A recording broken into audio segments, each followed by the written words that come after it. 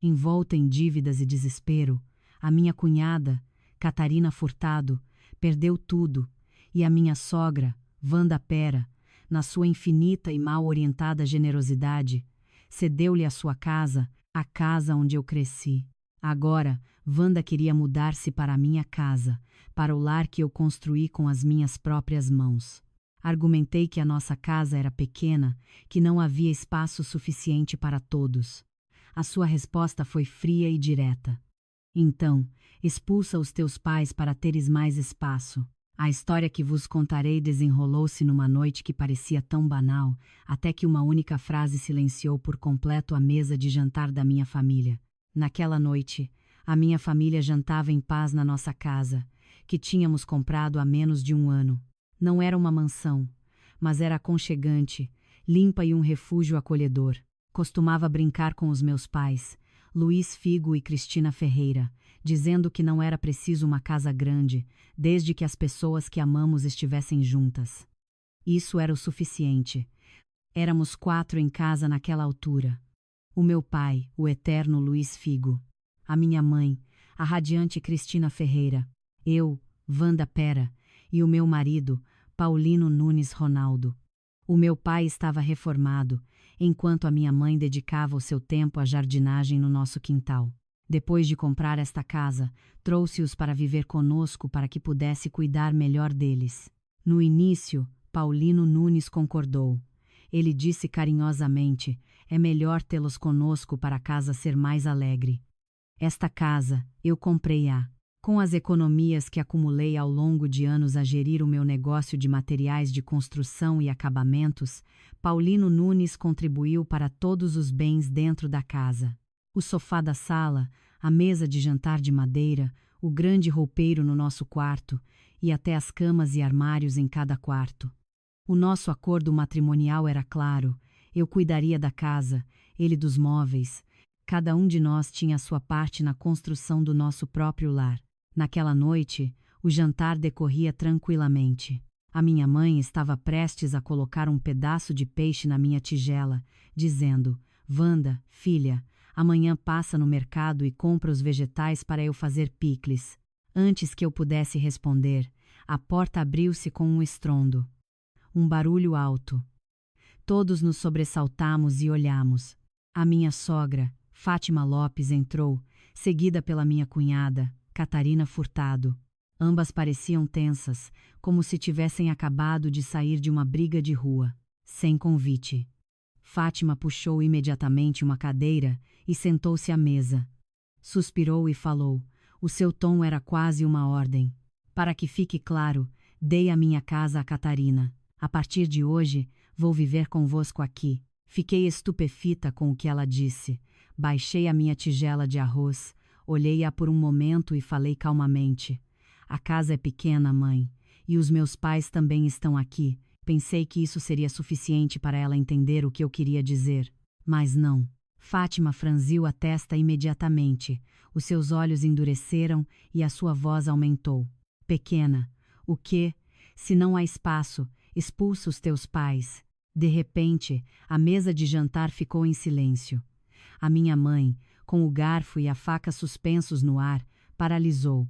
O meu pai suspirou suavemente, mas permaneceu em silêncio. Catarina, em pé atrás da sua mãe, tinha os braços cruzados e um sorriso sarcástico nos lábios, como se estivesse a assistir a uma peça de teatro.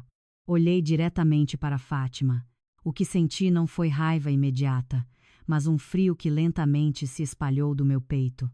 Baixei os meus talheres lentamente. Depois levantei a cabeça e olhei para a minha sogra. Articulei cada palavra claramente. Esta casa fui eu que comprei. Os meus pais têm o direito de viver aqui. A minha voz não era alta, mas era suficiente para todos na sala ouvirem. Fátima congelou por um segundo e depois sorriu. O sorriso a que me habituara ao longo dos anos como sua nora. Esta é a casa do teu marido. Achas que é só tua? Disse ela, virando-se para o filho. Cristiano, diz-lhes, esta é a casa do teu casamento ou apenas dela? O meu marido estava sentado à minha frente. Estava de cabeça baixa, a olhar para o seu prato e o embaraço estava visível no seu rosto. Pouco depois ele falou baixinho. Mas foi, com o dinheiro da Wanda, que a casa foi comprada. Mal ele disse isso, vi a expressão de Fátima mudar. Ela bateu a palma da mão na mesa e a sua voz estalou. O que tem se foi o dinheiro dela. Ela casou, então tudo o que é dela é também do marido. Catarina intrometeu-se imediatamente por trás. É verdade. Achas que, só porque compraste a casa, és a rainha aqui? Olhei para a mãe e filha e depois para o meu marido. Naquele momento, apercebi-me de uma coisa.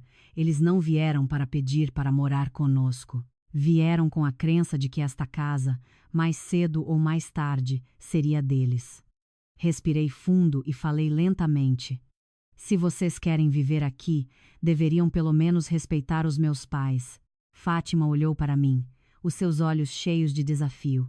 E se eu não quiser respeitar? Fiquei em silêncio por alguns segundos.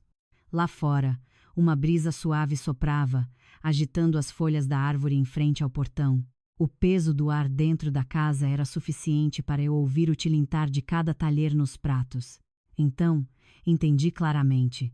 Aquela noite não seria um jantar comum, e a partir daquele momento, sabia que a história entre mim e a família do meu marido tinha começado a entrar num capítulo que eles não esperavam.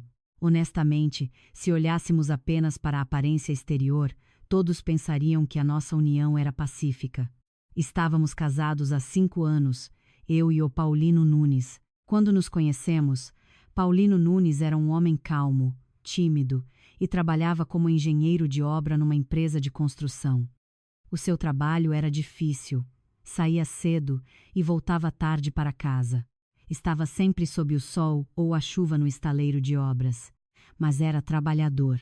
Não tinha vícios como álcool, jogo ou mulherengo, comuns noutros homens. Foi por essa bondade que aceitei casar com ele.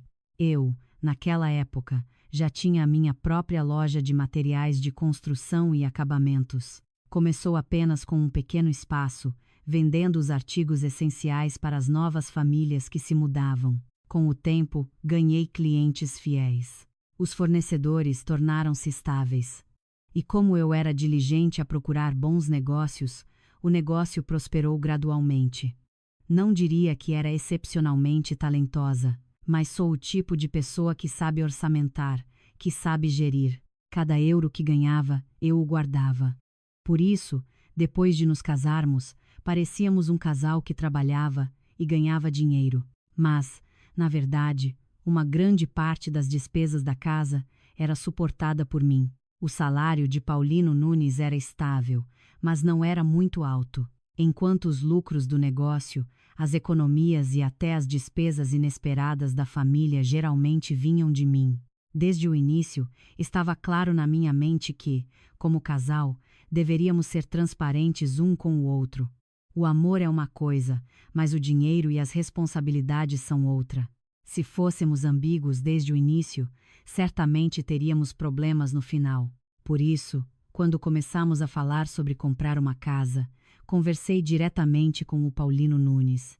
Naquele dia, sentados no nosso pequeno quarto alugado, no meio de uma tarde abafada, coloquei o meu livro de poupanças à sua frente e disse calmamente: já calculei. Tenho poupanças suficientes para comprar uma casa que não é grande, mas é decente para nós dois. As mobílias da casa serás tu a tratar. Cada um de nós tem uma parte, para ser justo. Paulino Nunes ficou em silêncio por um momento. Não se ofendeu nem mostrou orgulho como outros homens. Ele apenas suspirou e acenou com a cabeça. Sim, eu sei até onde posso ir. Tu cuidas da casa, eu cuido das mobílias. O importante é que tenhamos o nosso próprio lugar para morar. Essa atitude dele aliviou-me naquela época. Pensei, está tudo bem se eu estiver financeiramente à frente, desde que ele saiba como cooperar, seja grato e valorize os meus esforços. Então, depois de alguns meses de procura, comprei a casa onde vivemos agora. Não é uma mansão. É apenas uma casa decente e limpa num condomínio. Os quartos são suficientes, luminosos e amplos o suficiente para que um dia eu possa trazer os meus pais, sem que eles fiquem apertados. O Paulino Nunes, como prometido, comprou o sofá, a mesa, as camas e o roupeiro, as cortinas, o frigorífico e a máquina de lavar. É justo dizer que ele pagou por tudo o que havia lá dentro. Quando nos mudamos, a minha sogra, Fátima, estava exultante. Ela percorria toda a casa, tocando em tudo, por vezes a mesa polida, por vezes o braço do sofá, e elogiando sem parar. Isto é que é uma casa. A minha nora é tão boa. Trabalhadora e sabe ganhar dinheiro, é por isso que esta casa é tão boa. Tudo é dela. No início, fiquei feliz, não porque precisava de elogios, mas porque pensava que eles pelo menos viam o meu esforço. Em casamentos, batizados ou qualquer reunião, ela sempre se gabava da minha nora. Ela é ótima nos negócios. Compraram a sua própria casa sem pedir nada a ninguém. Por causa disso, muitas pessoas olhavam para mim com admiração e espanto. A Fátima ficava exultante, como se tivesse sido ela própria a desembolsar o dinheiro para a casa. Mas, com o tempo, comecei a conhecer o seu verdadeiro caráter. Fátima era uma mulher com um orgulho excessivo. Para os outros, ela sempre queria parecer superior. Ter voz e ser elogiada por ter um filho de sucesso e uma nora talentosa. Um pouco de bajulação e ela ficava feliz e acreditava imediatamente. Certa vez, uma parente distante visitou-nos. Olhou para o sofá da sala e disse: "Que sorte, irmã! A sua nora é trabalhadora e ainda por cima traz sorte."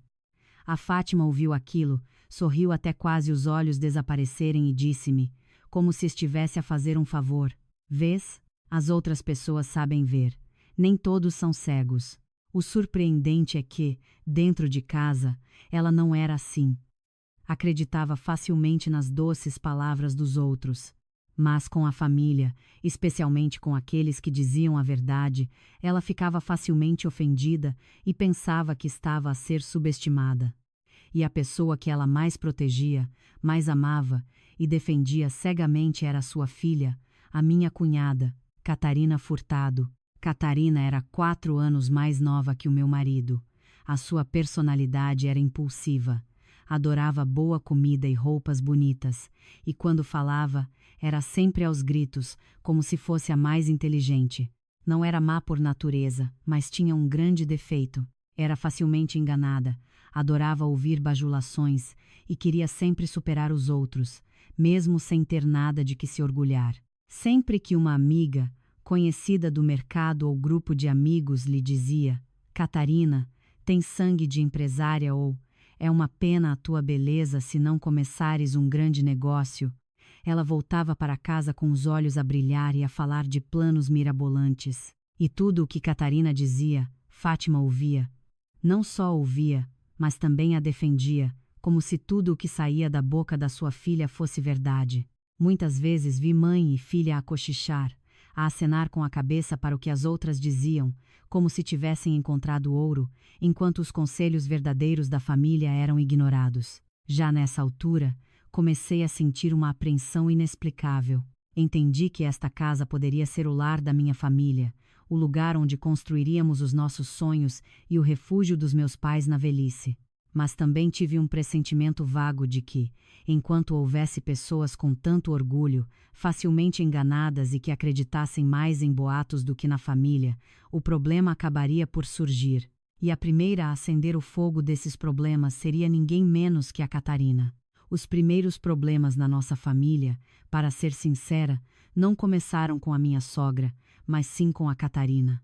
Ela tinha acabado o ensino secundário e depois dedicava-se apenas a vendas online. Um dia, vendia roupas. No dia seguinte, cosméticos importados. Por vezes, perfumes e malas. Mas depois de algumas semanas ela desistia. Tudo o que ela começava era cheio de entusiasmo no início, mas nunca chegava a nada.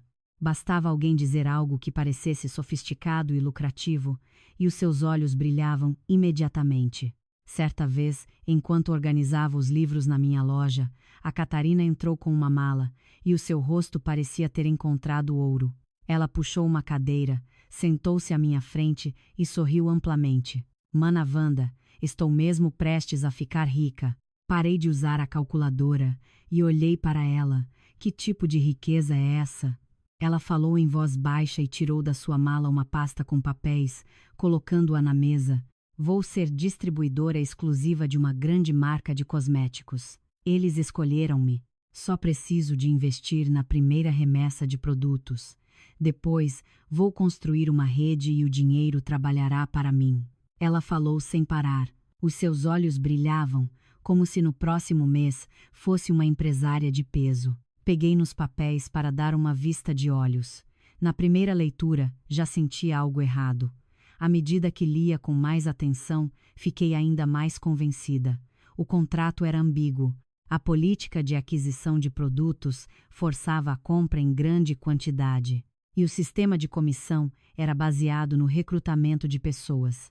Dizia que os cosméticos eram exclusivos, mas não havia documentos que provassem a sua origem e muito menos informações legais claras.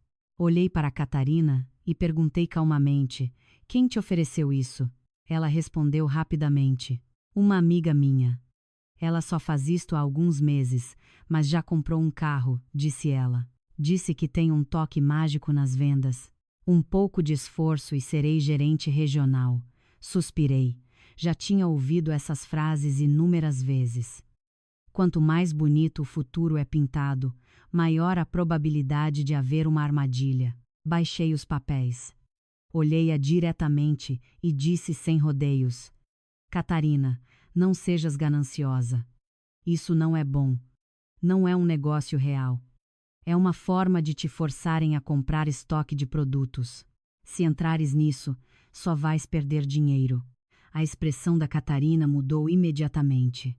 Ela pegou rapidamente nos papéis e a sua voz tornou-se sarcástica. Só olhaste para eles por alguns minutos? Já sabes tudo. Mantive o meu tom calmo. Não é preciso olhar muito tempo. Pela forma como te fazem pagar dinheiro e comprar estoque de produtos antes de ganhares.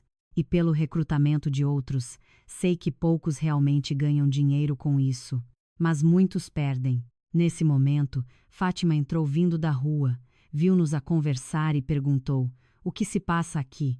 A Catarina virou-se imediatamente para a mãe. A sua voz era de uma vítima. Vê a mana Wanda, mãe. Encontrei uma maneira de ganhar dinheiro e ela diz logo que não é bom. Fátima olhou para mim por um momento. Depois pegou nos papéis da Catarina. Não os leu muito, mas assim que viu um carimbo vermelho, uma boa impressão e as palavras exclusivo, alto rendimento e construção de rede, acenou com a cabeça imediatamente. Ela defendeu a filha imediatamente. Se a minha filha tem um sonho de negócio, isso é bom. Não deves destruir a esperança dela imediatamente. Senti um nó na garganta, enfrentei-a e tentei explicar. Mãe, eu não estou a destruir, mas o risco neste tipo de negócio é alto. Eles apenas usam a ganância e o orgulho das pessoas. Achas que o lucro é grande, mas no final serás tu que ficarás com os produtos que não vendem. Fátima franziu a testa. Era óbvio que não gostou do que eu disse. A menina ainda nem começou, e tu falas como se tivesses a certeza. Estou apenas a ajudá-la a ganhar dinheiro, mas para ti é logo uma burla. A Catarina sentiu-se ainda mais encorajada, cruzou os braços e sorriu. Achas que só tu sabes ganhar dinheiro? Nem todos ficarão na tua sombra. Fiquei estupefata com o que ela disse. Não fiquei zangada com a falta de respeito dela, mas apenas ri. Uma pessoa que ainda não tinha feito nada de sério na vida estava a falar assim. Mas não queria discutir mais. Sabia que, para pessoas embriagadas com o sonho de ficarem ricas, quanto mais as contrariássemos, mais elas pensariam que estávamos com inveja. Apenas olhei para Catarina e disse: estou a dizer isto porque já vi muitas situações como esta. Acredites ou não, é contigo. Mas se fores à falência, não digas que ninguém te avisou. Depois disso, a Catarina entrou naquele negócio de cosméticos, pediu dinheiro emprestado aqui e ali para a primeira remessa de produtos. Por vezes, fazia sessões fotográficas, por vezes fazia transmissões ao vivo, por vezes importunava amigos e parentes. Até mesmo os vendedores do mercado, ela forçava-os a comprar. As suas redes sociais estavam cheias de publicações. A mulher moderna deve ser financeiramente independente. O sucesso é para aqueles que agem rapidamente, e investir em si mesma é o melhor investimento. A Fátima, por sua vez, gabava-se por todo o lado. A minha filha, Catarina, está prestes a ser gerente. É assim que a juventude de hoje deve ser. É preciso arriscar para ficar rico. Ouvi tudo. Mas mantive-me em silêncio. Sabia que há pessoas que precisam de se magoar muito antes de perceberem a realidade. E como eu esperava, em poucos meses, tudo desmoronou. Os produtos amontoavam-se no quarto da Catarina. Os recrutados não vendiam. A pessoa que a tinha convidado estava a cobrar-lhe. No início, falava-lhe docemente, mas, no final, bloqueou-a no telefone.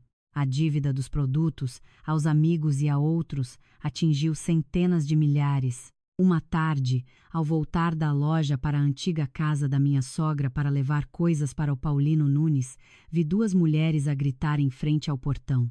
Uma estava de braços cruzados, a outra segurava recibos, ambas furiosas.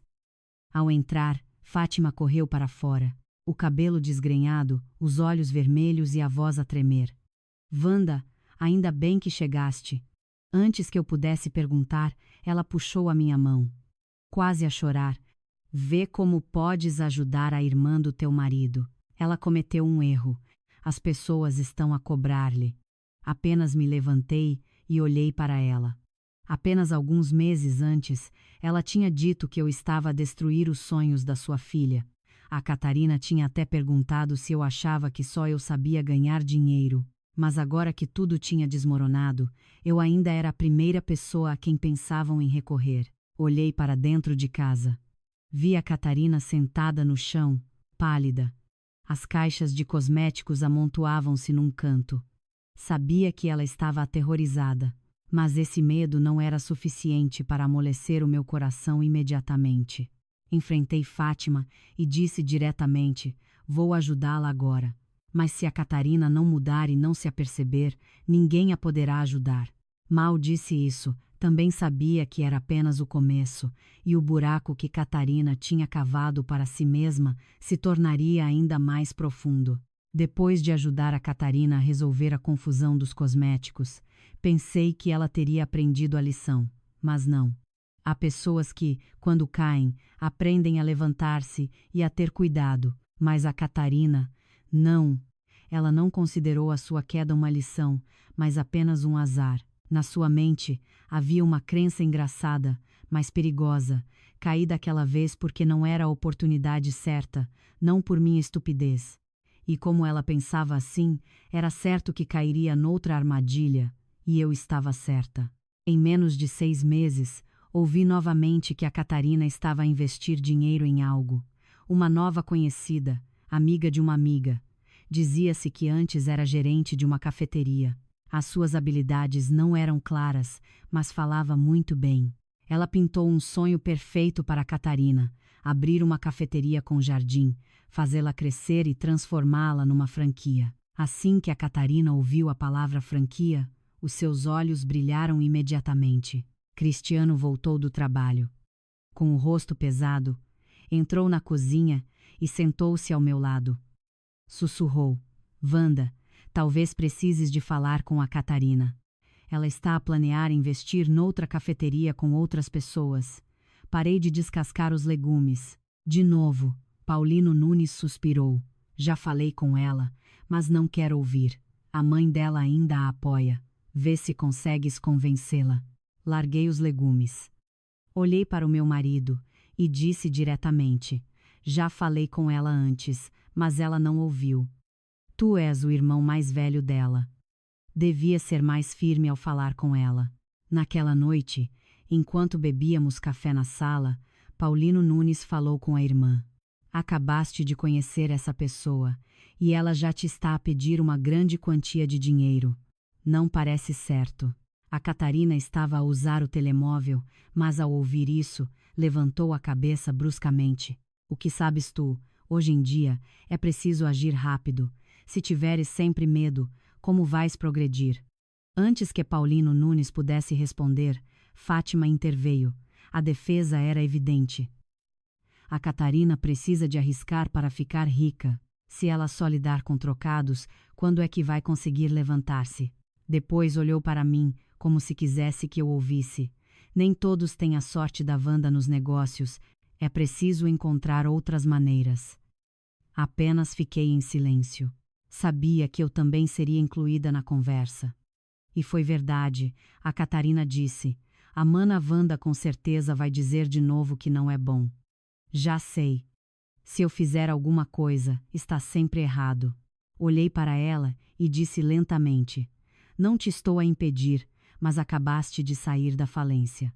E agora um estranho vai dizer-te palavras bonitas e vais dar o teu dinheiro de novo. Sabes o que realmente há nessa pessoa? Já tem um lugar, tem papéis, um plano claro. A Catarina apenas fez um bico. Ela tem capacidade, é por isso que me ajuda. Não me vou deixar enganar assim, apenas ri para mim mesma.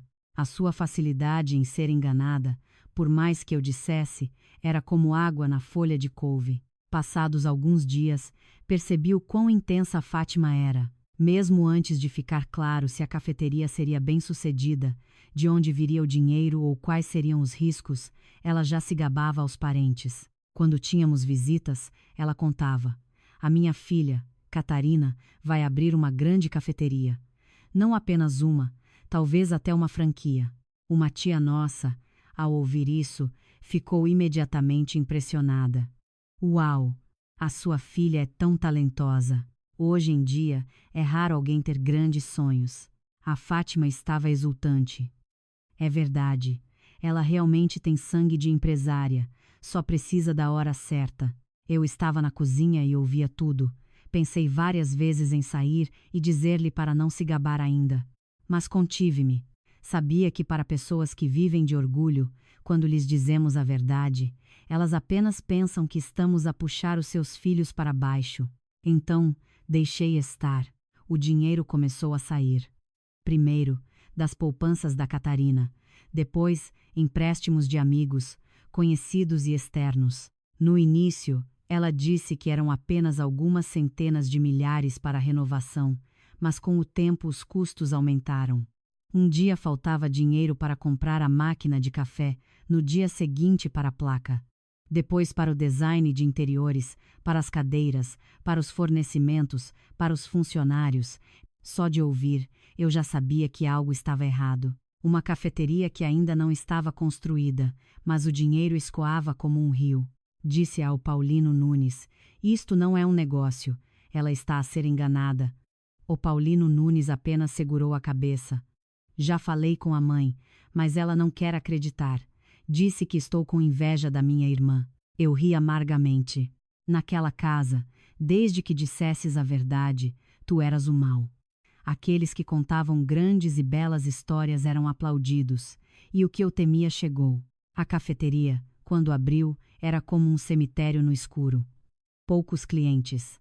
Aluguel alto, salários de funcionários, eletricidade, água, suprimentos.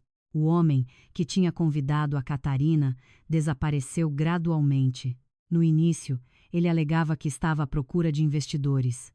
No final, não atendia mais às chamadas. Foi aí que tudo explodiu. As dívidas da Catarina eram cobertas por mais dívidas. Juros compostos. Quando tudo foi calculado, a sua dívida já chegava a quase 2 milhões de euros. 2 milhões.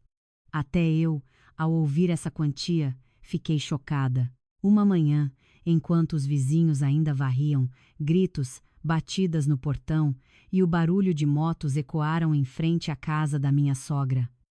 Os credores chegaram. Alguns estavam parados fora do portão, outros dentro do pátio, alguns gritavam o nome da Catarina e outros xingavam a Fátima por não saber educar a sua filha. Os vizinhos espreitavam e em pouco tempo a rua inteira estava em alvoroço. Fátima estava pálida, mas em vez de aceitar o problema, ela ainda defendia o erro. Lembro-me do que ela disse então, a tremer de medo e raiva, mas ainda defendendo a filha. A minha filha teve apenas azar. Ela não quis isso. Ao ouvir isso, senti um frio percorrer-me. Nesta situação, ela ainda considerava isso azar. Não se tratava mais de sorte ou azar. Era o preço a pagar por ser facilmente enganada, por um orgulho excessivo e por uma confiança cega nos outros em vez da sua própria família. E eu sabia que, depois daquela confusão, nem tudo terminaria ali. Depois daquele dia, quase não houve um dia de paz na casa da minha sogra. O telefone da Catarina não parava de tocar. Às vezes, às 6 da manhã, já havia alguém à espera no portão. Às vezes, era no meio da noite. Uma mota parava de repente lá fora, seguida por xingamentos. A Catarina, de arrogante, agora escondia-se no quarto e assustava-se com qualquer barulho. Certa vez ela ligou-me, com a voz a tremer. Mana Wanda, eles estão a ameaçar-me no trabalho. O que devo fazer? Fiquei em silêncio. Não porque não sentisse pena, mas a pena, se é que existia, não era suficiente para apagar todas as vezes que ela ignorou o que eu disse. Apenas disse: tens de enfrentar isso. Ninguém te vai apoiar para sempre. Fátima, por outro lado, estava realmente em pânico, mas a sua preocupação não eram as dívidas, mas sim o que os parentes e vizinhos diriam. Sempre que alguém ligava para perguntar como ela estava, ela arranjava desculpas. Às vezes, dizia que a Catarina tinha sido enganada. Às vezes, fazia um drama dizendo que todos os negócios têm riscos. Mas, aos meus olhos, ela ainda não tinha percebido. Ela ainda não via que a sua defesa cega da filha tinha levado a situação a este ponto. Uma tarde, Paulino Nunes voltou para casa e sussurrou-me: parece que a mãe tem um grande plano. Eu estava a lavar a louça. O quê? Ele hesitou por um momento. A mãe disse que vai transferir a casa dela para o nome da Catarina. Larguei o pano. O quê? Paulino Nunes suspirou. Para a Catarina ter propriedades e ser mais fácil para ela levantar-se, e para os credores verem que ela tem uma casa, para não a pressionarem tanto. Senti um calafrio. Aquela casa era a última coisa que Fátima possuía. Não era bonita, mas era o seu refúgio na velhice. Mas para salvar uma filha que já estava mentalmente perdida, ela estava disposta a atirar a sua última boia de salvação. Naquela noite, fui ter com ela. Assim que entrei, ela soube o meu propósito. Estava sentada numa cadeira velha, com o rosto pesado. A Catarina estava ao seu lado, com os olhos vermelhos. Mas o seu tipo de choro não era de pena, mas de cansaço. Sentei-me e falei diretamente. Mãe, não faça algo de que se vai arrepender. Essa casa é a sua última propriedade. Se a transferir para a Catarina, é como se estivesse a entregar o seu pescoço aos inimigos. Fátima franziu a testa imediatamente. Estás aqui de novo para me ensinar. Mantive a minha voz calma. Não estou a ensinar. Estou apenas a dizer o que é mais provável que aconteça. A Catarina está endividada. Se transferires a casa para ela, é como se a estivesses a entregar aos seus credores. Catarina levantou-se de repente, a voz cheia de amargura. É fácil para te falar. Tens dinheiro, tens uma casa, não sabes o quão difícil é para nós. Enfrentei-a. É por isso que estou a dizer isto, porque eu entendo. Já caíste várias vezes. Ainda não te apercebeste? Ela apenas olhou para mim. Fátima, por sua vez, bateu no braço da cadeira. É meu direito dar à minha filha o que eu quiser. Ela é minha filha. Se eu não a ajudar, quem mais o fará? Sabia que a conversa era inútil. Quando uma pessoa está decidida a defender o erro, todos os conselhos se tornam espinhos nos seus ouvidos.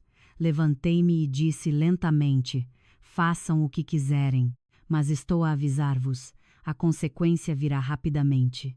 Não digam que ninguém vos avisou.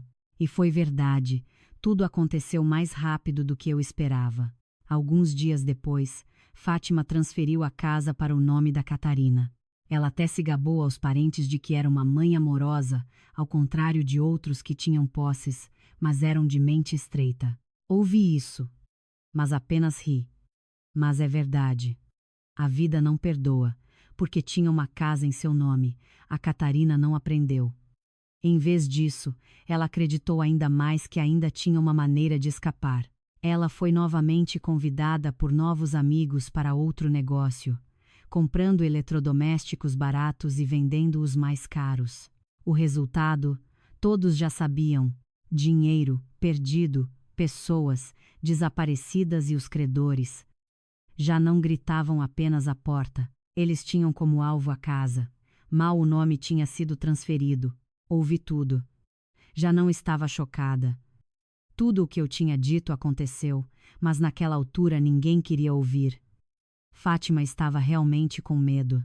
Não com medo da vergonha, mas com o verdadeiro medo de uma pessoa que estava prestes a perder o seu lar. Ela ligava e ligava para o Paulino Nunes. Certa vez, enquanto jantávamos, o telefone tocou. Do outro lado da linha, Fátima chorava. Cristiano, para onde vou agora? Eu estava ao lado dele, ouvi tudo. E o momento que eu temia chegou. Naquela noite, enquanto jantávamos, alguém entrou de repente. Fátima e Catarina. Os seus rostos estavam exaustos, mas os seus olhos não eram os de pessoas a pedir ajuda. Fátima sentou-se e declarou: dei a minha casa a Catarina. Vou viver aqui. Fiquei atordoada. A casa é pequena, mãe. E os meus pais estão aqui. Pensei que isso seria suficiente para ela entender. Mas ela franziu a testa e disse com uma voz fria: se não há espaço, expulsa os teus pais. Mal ela disse isso, a mesa de jantar ficou em silêncio. E naquele momento, soube que toda a minha paciência tinha chegado ao limite. Após a frase expulsa os teus pais, toda a casa mergulhou num silêncio profundo. Permaneci sentada por alguns segundos. Senti que o tilintar dos talheres ainda pairava no ar antes de desaparecer completamente. Ao meu lado, sabia que a minha mãe apertava as mãos debaixo da mesa. O meu pai mantinha uma expressão calma, mas eu sabia que ele estava a reprimir muita coisa. Quanto a mim, a minha cabeça já não estava a aquecer. Em vez disso, senti um arrepio, um frio que se espalhou do meu peito. Por isso, a minha voz também se tornou calma de uma forma estranha. Levantei a cabeça. Olhei para Fátima e disse com firmeza: mãe, isso já é demais. Esta casa fui eu que comprei. Mal disse isso, Fátima levantou-se bruscamente. A cadeira voou, fazendo um barulho ensurdecedor. Ela apontou para mim. Os seus olhos brilhavam. Esta é a casa do teu marido. Não te gabes só porque tens dinheiro. Antes que eu pudesse responder, o meu pai baixou lentamente o seu prato. Não gritou. Não discutiu. Ele apenas falou com a sua voz suave habitual. Não estamos a discutir, mas a minha filha tem direito à sua própria casa. O meu pai falou calmamente.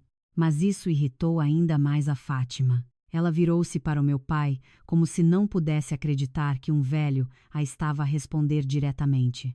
Atrás dela, Catarina tinha os braços cruzados e sorria. Aquele sorriso era ainda mais irritante do que o grito de Fátima. Os teus pais estão a viver cá, e ainda se queixam tanto. Mal ela disse isso, virei-me imediatamente para ela. A minha voz estava fria. Estão a viver na casa que eu paguei. Catarina ainda não parou. Compraste-a. Sim, mas estás casada. O que é teu é do irmão Paulino Nunes, e o que é do irmão é da família. Olhei para ela demoradamente. Se fosse há alguns anos, talvez me tivesse contido, mas naquela noite, não. Depois de toda a confusão que ela causou, depois de me tratar repetidamente como um caixa multibanco, eu não queria mais conter-me. Disse lentamente. Cada palavra era clara. Ouve, fui eu que comprei esta casa. Assinei os papéis e paguei por tudo. Ninguém tem o direito de entrar aqui e dizer-me para expulsar os meus pais.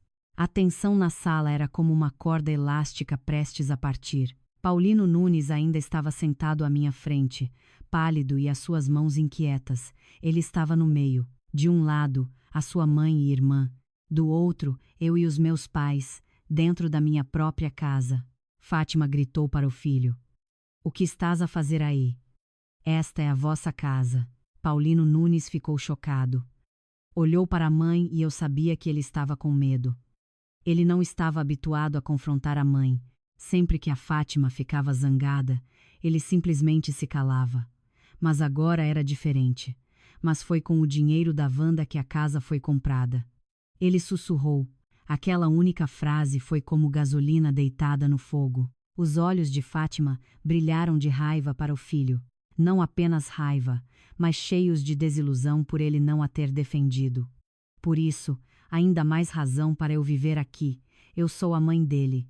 Ouvi aquilo e sorri amargamente.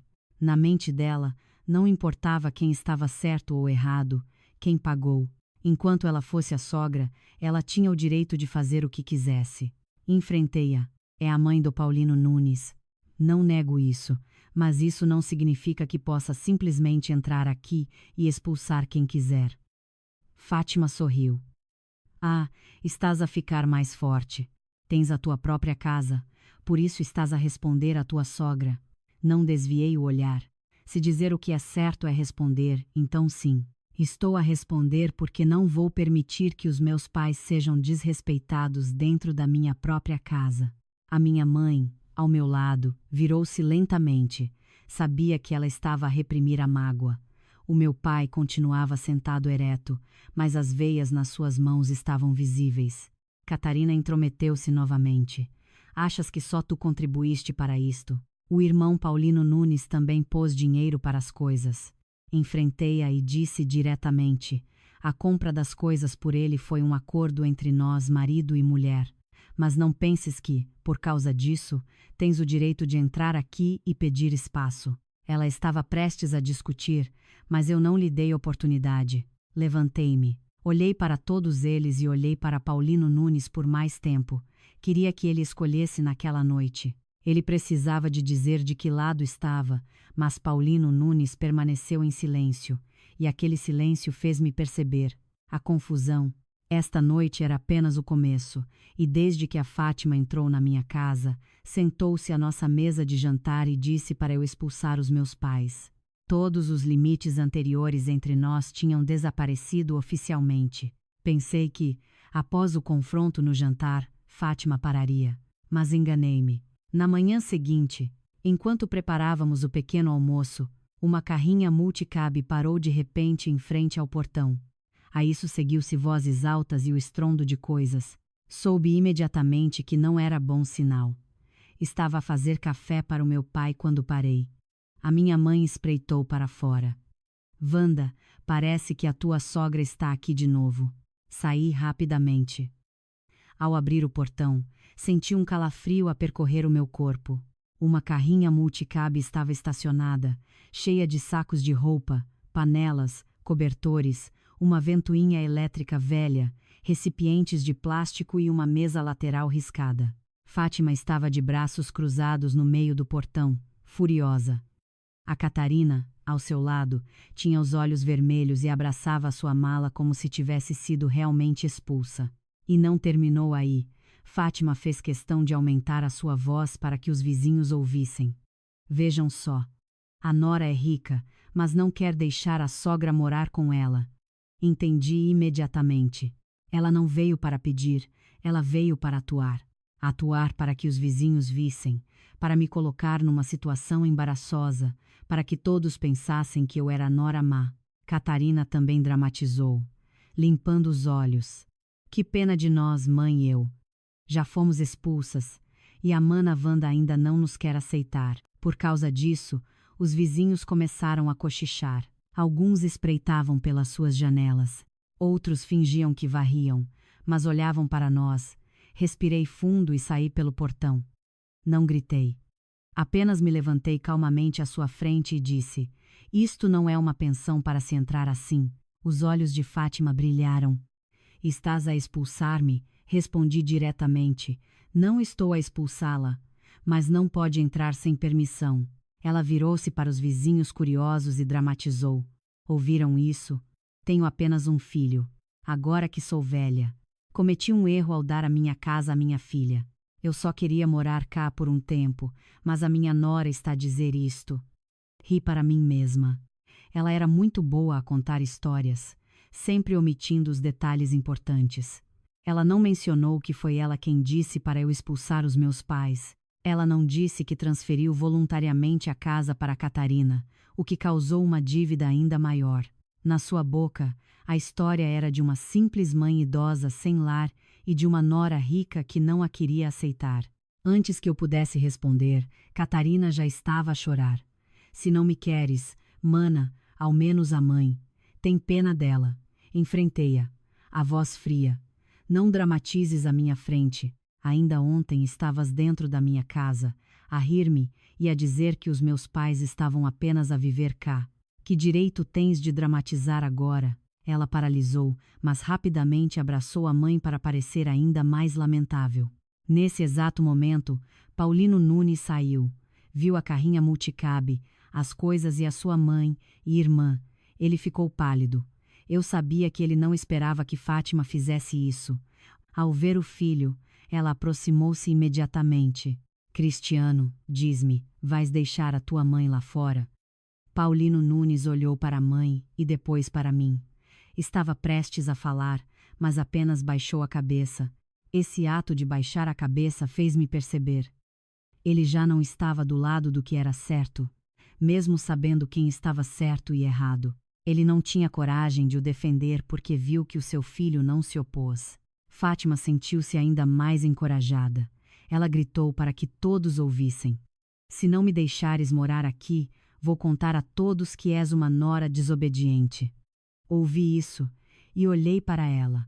Sabia que a partir daquele momento, este não era mais um problema dentro de casa. Fátima já tinha usado a opinião pública, a vergonha, para me forçar a ceder.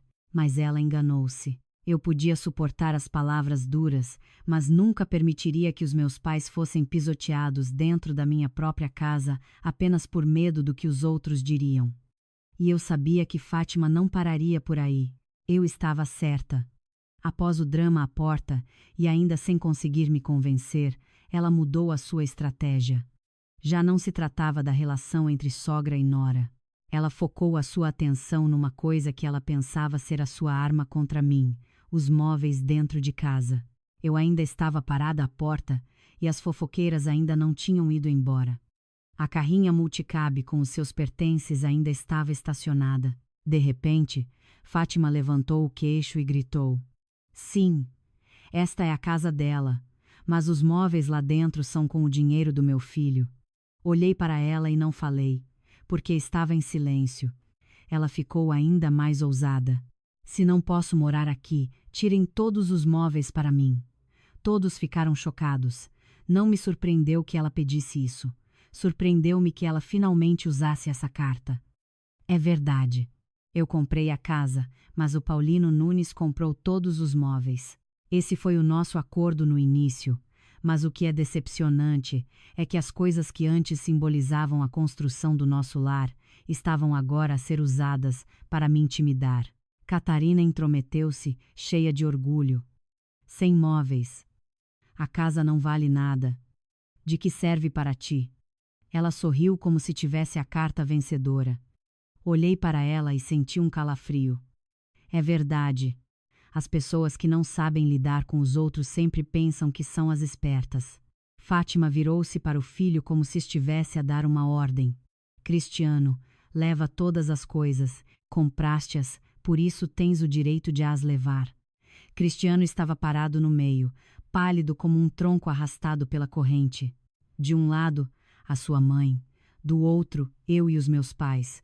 E como sempre, a sua reação foi de embaraço e fraqueza. Ele olhou para a mãe, depois para mim e disse: Sim, mãe. Mal ele disse isso, a minha mãe suspirou atrás de mim. O meu pai continuava em silêncio, mas eu sabia que ele estava a observar tudo. Eu, por sua vez, olhei para o Paulino Nunes por muito tempo, até que ele não conseguiu mais olhar para mim. Naquele momento, vi onde realmente estava o homem com quem me casei. Ele não queria magoar-me, mas não tinha coragem de defender o que era certo. Um pouco de pressão da mãe, e ele cedia imediatamente. Esse tipo de homem. Quando a vida está calma, parece bom. Mas quando há problemas, é aí que se vê que a sua bondade era apenas fraqueza. Sorri amargamente, não alto, mas o suficiente para os três pararem. Depois disse: Se queres levar, leva. Paulino Nunes olhou para mim surpreso. Até a Fátima ficou chocada.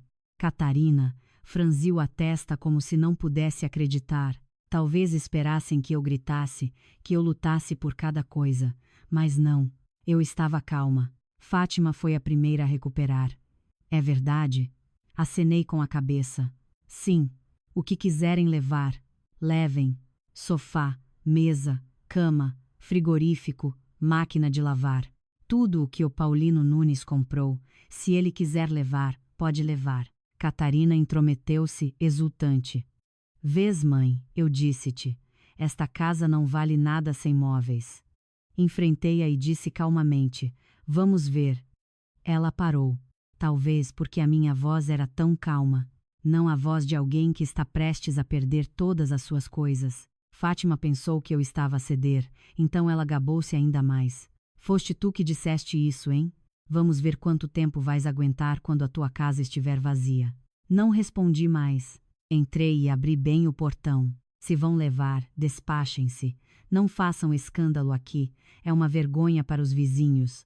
Os três olharam para mim como se eu fosse uma estranha, porque uma pessoa só fica calma quando aceita que perdeu ou quando sabe algo que os outros não sabem.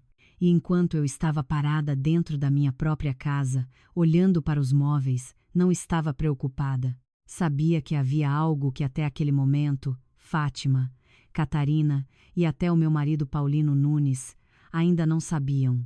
Naquela tarde, como Wanda Pera dissera, ela chamou 2 carregadores para desmontar os móveis. Eles trouxeram ferramentas e um pequeno caminhão. Assim que entraram, um deles perguntou: tudo ou só alguns? Wanda Pera estava de braços cruzados no meio e gritou: tudo que o Paulino Nunes comprou, desmontem. Sofá, mesa, cama, frigorífico, tudo. Eu estava parada na porta, sem dizer nada.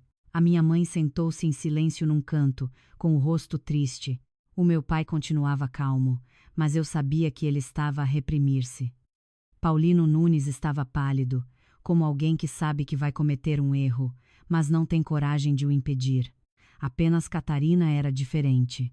Ela tinha os braços cruzados e, enquanto via o sofá ser carregado para fora, sorria. Vamos ver o que resta nesta casa. Olhei para ela, mas ainda não falei. Os carregadores desmontaram os móveis um a um. O barulho dos parafusos, o estrondo da madeira, o som dos passos das pessoas perturbavam a nossa casa outrora tranquila. Fátima ainda fez questão de falar alto para que eu ouvisse. Há pessoas que pensam, só porque tem uma casa grande, que são rainhas, sem móveis, são apenas 4 paredes. Eu ri para mim mesma. Há pessoas que só veem o exterior, então pensam que, uma vez que têm os móveis, venceram. Os carregadores entraram no nosso quarto para desmontar o grande roupeiro. Enquanto faziam isso, alguém entrou de repente pelo portão. Um homem de terno com outros 2. Os seus rostos eram sérios. Assim que entraram, o homem perguntou imediatamente: quem é o Paulino Nunes aqui? Paulino Nunes ficou chocado. Sou eu. Por quê? O homem abriu a sua pasta. Estamos aqui para levar os bens penhorados. Mal ele disse isso. Tudo ficou em silêncio. Fátima foi a primeira a falar. O quê? Penhorados? Deve haver algum engano. O homem olhou para o Paulino Nunes. Não há engano. Há um contrato assinado. Há 6 meses. Quem assinou foi o Paulino Nunes. O que foi penhorado? Todos os móveis desta casa. Até os carregadores pararam. Fátima não conseguia acreditar. O quê? Penhorados? O homem disse friamente. Todos os móveis desta casa foram penhorados pelo Paulino Nunes. Há 6 meses. Todos ficaram atônitos. Os meus pais olharam chocados para o Paulino Nunes. Eu apenas olhei para o meu marido. A sua expressão não era a de uma pessoa inocente. Era a expressão de alguém cujo segredo há muito escondido tinha sido descoberto. Fátima virou-se para o filho. A voz a tremer. Cristiano. O que é isto? Mas Paulino Nunes não respondeu. Ele apenas baixou a cabeça.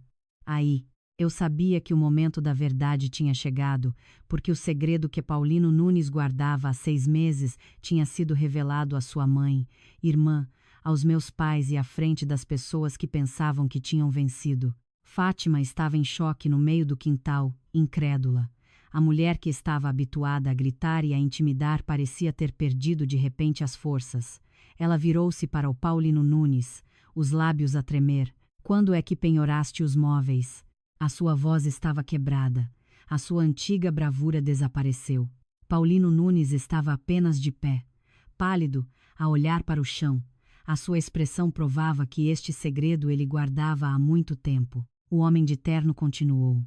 O senhor Paulino Nunes emprestou quase 8.000 euros. A garantia, todos os móveis desta casa. Já passou do prazo, por isso estamos aqui para fazer o nosso trabalho. Ao ouvir isso, Catarina gritou: Estás louco, irmão? Por que não disseste?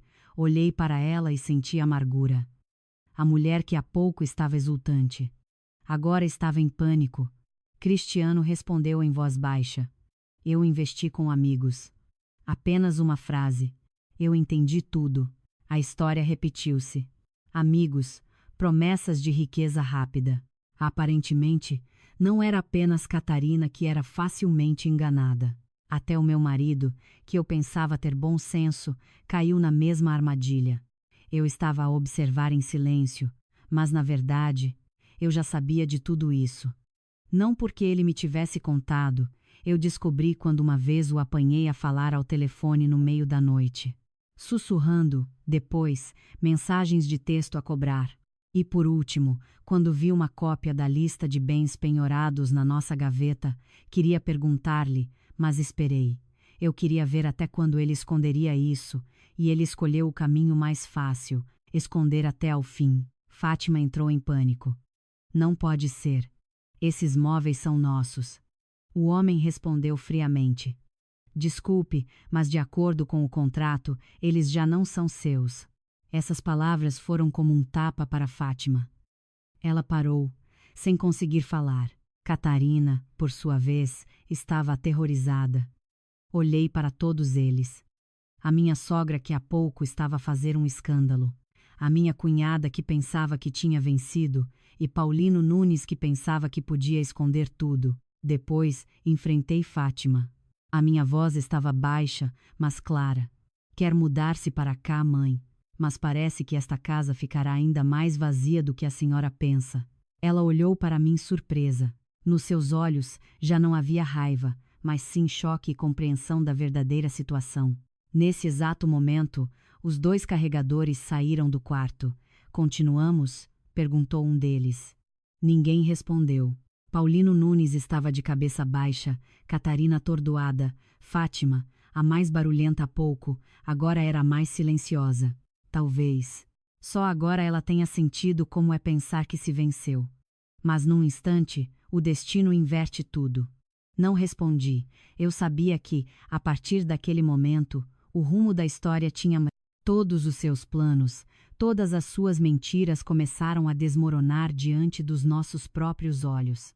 Pensei que a revelação sobre os móveis penhorados seria suficiente, mas não. Às vezes, o azar vem em série.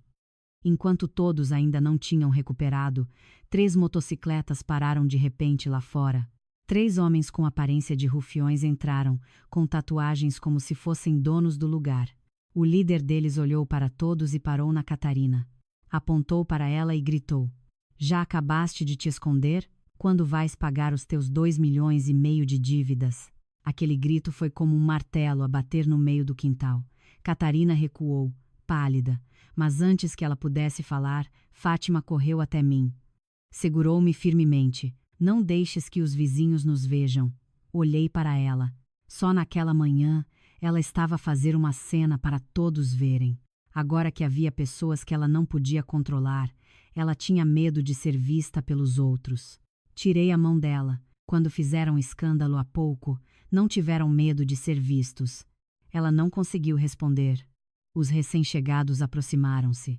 O líder deles olhou para os bens e sorriu. Ora, a festa está animada por aqui hoje. Ele virou-se para o Paulino Nunes. E tu, assinaste como fiador dela. Não penses que vais escapar. Aí, Fátima ficou completamente petrificada. Ela virou-se para o filho. Assinaste também pela Catarina. Paulino Nunes estava como uma estátua, incapaz de se mover. Catarina, por sua vez, começou a chorar de repente, mas não correu para a mãe, nem para o irmão. Ela correu para mim. Mana, ajuda-me. Tens uma casa. Tens dinheiro. Se não nos ajudares, vamos morrer. Recuei. Olhei para o rosto a chorar da minha cunhada que tantas vezes me tinha subestimado. Não havia alegria, mas também não havia mais pena. Quando te avisei, riste-te de mim. Agora que estás no buraco, lembras-te de mim. Ela paralisou. O líder dos cobradores pegou num papel e atirou-o para a mesa, um contrato de empréstimo em nome da Catarina. Mas o mais surpreendente é que, por baixo, como fiador, estava a assinatura de Paulino Nunes e o endereço indicado era o da minha casa. Os meus pais. Chocados, Fátima quase desmaiou. Olhei para o Paulino Nunes. A minha voz estava fria. Não só escondeste as tuas dívidas, também arrastaste esta casa para a lama que fizeste. Paulino Nunes não conseguia olhar para mim. E naquele momento, eu sabia que a confusão que mãe e filhos tinham cavado era demasiado profunda para ser encoberta. O documento com a assinatura de Paulino Nunes estava espalhado na mesa. Antes que eu pudesse falar, Paulino Nunes levantou a cabeça bruscamente. A sua expressão já não era de medo, mas de desespero. Olhou para mim. Wanda, cometi um erro, mas precisas de me ajudar agora. Penhora esta casa. Depois, eu trato de tudo. Prometo que vou mudar. Quase ri nessa situação. Ele ainda dizia isso, como se esta casa fosse uma carta que ele pudesse apostar. Que direito tens de me dizer para sacrificar a minha casa pelas dívidas tuas e da tua mãe? Fátima foi a primeira a ficar zangada. É a tua casa. Casaste, então tudo o que é teu é dele também. Olhei para os meus pais. Sabia que se eu recuasse agora, eles também seriam pisoteados. Enfrentei Fátima para que ficasse claro para todos. Esta casa está em meu nome. Desde que a comprei, é minha propriedade exclusiva. Paulino Nunes ficou chocado. Catarina gritou. Não pode ser. O irmão disse, um dia também será dividido. Enfrentei-a. O que ele te disse é problema vosso. Mas agora, olha para a realidade. Entrei. Peguei numa pasta e tirei um documento autenticado. Este é o nosso acordo de então. Com o notário. Afirma que esta casa é minha propriedade exclusiva. Mostrei a assinatura de Paulino Nunes. Tu mesmo assinaste aqui porque não tinhas dinheiro suficiente para ser coproprietário. Esqueceste-te? Paulino Nunes ficou pálido. Eu sabia que ele se lembrava. Fátima pegou no papel e, ao lê-lo, quase desmaiou. Mas eu ainda não tinha terminado. Tirei as impressões das capturas de ecrã, das mensagens de texto deles. A conversa entre Paulino Nunes e Catarina sobre como me convenceriam a vender a casa para pagar as suas dívidas e depois dividiriam o que restasse. Ninguém falou. O silêncio era mais pesado do que antes. Olhei para o Paulino Nunes e a minha voz era como gelo. Não és apenas fraco. Tu e a tua mãe planearam tomar esta casa. Naquele momento, eu sabia que a nossa relação não tinha mais esperança de ser salva. As capturas de ecrã das mensagens de texto estavam espalhadas na mesa. Cada palavra era uma prova do seu plano. De repente, Paulino Nunes levantou a cabeça. Já não era medo, mas raiva. Sim, eu planejei isso. E agora? Sou teu marido. O que é teu também deve ser da família. O que há de errado em pensar que também é para nós? Antes que eu pudesse responder, o meu pai levantou-se da sala. Que família? A família ajuda-se decentemente. Não se aproveita quando há problemas. Catarina intrometeu-se. É culpa da mana. Se ela nos tivesse ajudado antes, não teria chegado a este ponto. Eu ri amargamente. As pessoas que sempre cometem erros sempre sabem culpar os outros. Tirei a última prova. Acham que é tudo isso?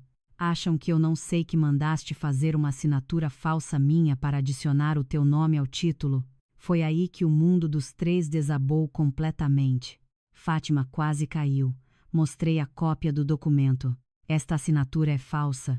E na data indicada aqui, eu estava na província. Tenho provas. Paulino Nunes recuou. Eu não a tinha submetido ainda. Não submetida ou não aprovada. Isso é diferente, eu disse. Só então entendi que não era apenas fraqueza. Era uma fraude planeada. Nesse exato momento, o meu advogado chegou ao portão, acompanhado por 2 polícias. Alguém relatou uma confusão e uma briga aqui, disse um dos polícias. O meu advogado virou-se para o Paulino Nunes. A falsificação de uma assinatura para adquirir propriedade é um crime. Essas palavras silenciaram-os completamente. Eu estava no meio do quintal. No meio da minha própria casa, enfrentei os 3. A minha voz era baixa, mas firme. A minha paciência não significava que eu não pudesse proteger-me. Ninguém respondeu. O quintal que naquela manhã tinha sido o palco do seu drama tornou-se o tribunal da sua descoberta. E eu sabia que, desde o momento em que o advogado e os polícias entraram no meu quintal, o seu plano malicioso tinha falhado completamente. A chegada do advogado e dos polícias silenciou completamente a todos. Até os cobradores mudaram o tom. Não nos importamos com a vossa briga familiar. Quem deve, paga. Essas palavras foram outro tapa na cara de Fátima. Ela olhou à sua volta para os vizinhos fofoqueiros, para os polícias e, finalmente, entendeu que não havia mais nada que pudesse fazer. De repente, ela aproximou-se de mim, a chorar. Wanda, filha, ainda sou a tua sogra. Vais deixar-me ir para a rua? Olhei para ela. Se fosse há alguns anos, talvez sentisse pena, mas tudo o que eu lembrava era o que ela tinha dito: expulsa os teus pais. Quando disseram isso, mãe, pensaram nos outros? Perguntei. Ela não conseguiu responder. De repente, Paulino Nunes aproximou-se e ajoelhou-se à minha frente, a tremer. Wanda, perdoa-me. Ajuda-me pela última vez. Prometo que vou mudar. Vou deixá-las, a mãe e a Catarina. Eu apenas olhei para ele. Sabia que não era um arrependimento genuíno. Era o medo de uma pessoa que tinha perdido tudo. Quando alguém se está a afogar, agarra-se a qualquer coisa que flutue. Recuei. Ser enganado uma vez é culpa deles. Permitir que o façam de novo é culpa tua. Ele não conseguia acreditar. Virei-me para o meu advogado. Por favor, trate da anulação do casamento e da remoção das pessoas que não têm direito de estar aqui. Mal disse isso, todos ficaram atônitos. Fátima gritou. Vocês vão separar-se. Enfrentei-a. Não só me vou separar. Vou cortar todas as coisas que estão a destruir a minha vida. Naquela tarde, chamei um serralheiro. Na frente de todos, troquei a fechadura do portão e das portas. Mandei retirar todos os pertences deles e colocá-los lá fora. Catarina chorava. Fátima tremia. Paulino Nunes estava atordoado. Eu estava parada à porta e falei para que todos ouvissem. Esta casa, a partir de hoje, não aceita ninguém que queira tomar o lugar dos meus pais. Mal disse isso, não senti alegria. Senti um alívio resultante de cortar uma parte da minha vida que estava podre há muito tempo. Sabia que não havia como voltar atrás. Mas naquele mesmo dia, recuperei a minha casa e, acima de tudo, recuperei a mim mesma. Depois daquele dia, tudo se resolveu rapidamente. Paulino Nunes nunca mais entrou em casa. Ele foi viver com Fátima e Catarina num quarto alugado pequeno e apertado. Os credores continuavam a perturbá-los. Paulino Nunes perdeu o respeito no trabalho e foi forçado a vender os seus últimos pertences. Fátima, de arrogante, agora vivia num lugar que nunca pensou que viveria. Não sei se naquelas noites ela se lembrava do que disse. Expulsa os teus pais. Mas para mim, isso já não importava. O que mais me aliviou foi que os vizinhos já tinham entendido toda a história. Não havia mais olhares críticos. Uma mulher no mercado disse-me: suportaste muito, minha querida. Às vezes é preciso ser forte. Paulino Nunes enviou-me várias mensagens de texto, pedindo perdão, prometendo. Certa vez, ele até disse: deixa-me voltar para casa. Eu não respondi. A minha única resposta foi: preciso de paz. Não de um marido que só se lembra de mim quando não tem mais ninguém a quem recorrer. Depois disso, ele não insistiu mais. Eu, A minha mãe e o meu pai permanecemos em casa. Embora com menos móveis, a casa tornou-se mais calorosa e pacífica. Uma noite, enquanto jantávamos numa pequena mesa dobrável, a minha mãe disse, com os olhos vermelhos: "Ainda bem, filha, que foste forte para salvar a casa e a ti mesma." Comecei a chorar. Entendi que uma casa não precisa de estar cheia de coisas para ser feliz. O importante é que não haja mais peso, nem engano, nem medo. Agora, ao recordar tudo, já não sinto raiva. Talvez arrependimento pelas pessoas que pensei serem família, que pensei que a paciência era a chave para uma família feliz. Mas não era. Há pessoas que, quanto mais se cede, mais abusam. E, no final, entendi que salvar a casa é uma coisa, mas salvar a sua própria dignidade é o mais importante de tudo, porque os bens podem ser substituídos, mas o seu próprio eu, uma vez perdido, é difícil de recuperar.